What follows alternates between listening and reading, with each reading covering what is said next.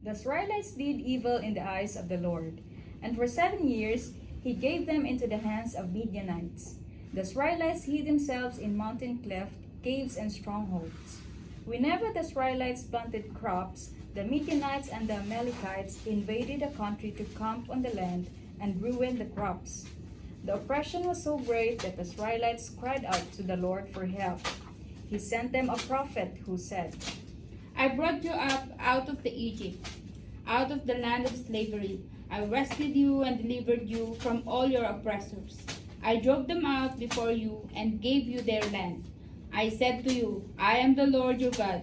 Do not worship the gods of Amorites. In those lands you live, but you have not listened to me.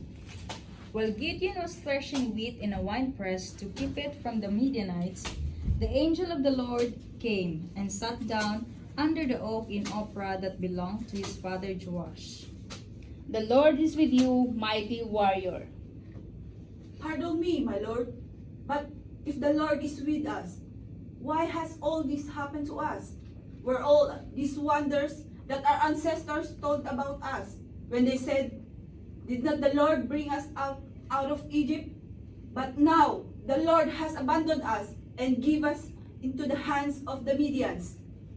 Go in the strength you have and save Israel out of Midian's hand. Am I not sending you? But how can I save Israel?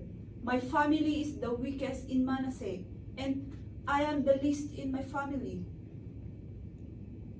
I will be with you. He prepared a young goat, and from ephah of flour he made bread without yeast, and set as an offering to the Lord. He put the meat in the basket, and its broth in a pot. He brought them out and offered them to him under the oak. Take the meat and the unleavened bread, place them on the rock, pour out the broth. And Gideon did so. Then the angel of the Lord touched the meat and the unleavened bread with the tip of the staff that was in his hand. Fire flared from the rock, consuming the meat and the bread, and the angel of the Lord disappeared. Alas, sovereign Lord, I have seen the face of the angel of the Lord face to face. Peace, do not be afraid. You are not going to die. So Gideon built an altar to the Lord there. That same night,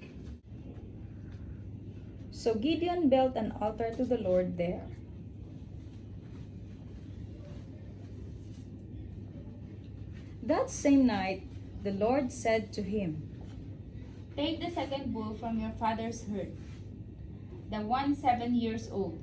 Tear down your father's altar to Baal and cut down the Asherah pole beside it. Then build a proper kind of altar to the Lord your God on the top of his height. Using the wood of the Asherah pole that you cut down, offer the second bull as a burnt offering. So Gideon took 10 of his servants and did as the Lord told him. But because he was afraid of his family and the people, he did it at night.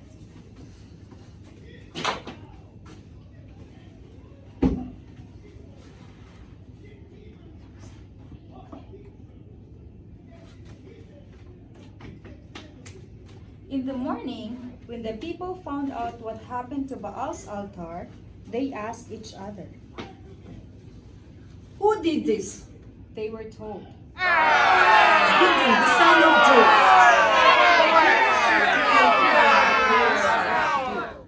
because of what he did. But Joash replied to them, If Baal is God, he can defend himself and build his own altar. So they gave them the name Jerubbaal that day, saying, Let Baal contend with him. Now all the Midianites, Amalekites, and other eastern people joined forces and crossed over the Jordan and camped in the valley of Jezreel. Then the Spirit of the Lord came on Gideon, and he blew the trumpet, summoning the Abiezrites to follow him. Early in the morning, Gideon and all his men camped at the spring of Harod. The Lord said to Gideon,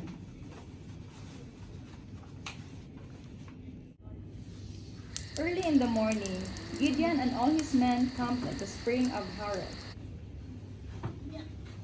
The Lord said to Gideon. You still have too many men. Gideon announces what the Lord had told him, that those who tremble with fear may turn back, and there were 22,000 men left, while 10,000 remained, and he commanded Gideon to bring them to the water, that he may test them, for they were still many.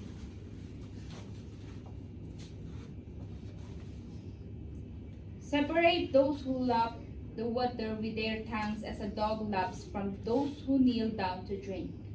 300 of them drank from the cupped hands, lapping like dogs, and with the 300 men that lap I will save you and give the Midianites into your hands. So Gideon kept the 300 men, and the rest he sent them home. That night Gideon went near the camp of Midianites, and the same night the Lord delivered the Midianites and the Amalekites into the hands of Gideon. The people of Israel was delivered from the oppression of the Midianites. Thus, Midian was subdued before the Israelites and did not raise its head again. During Gideon's lifetime, the land had peace for 40 years.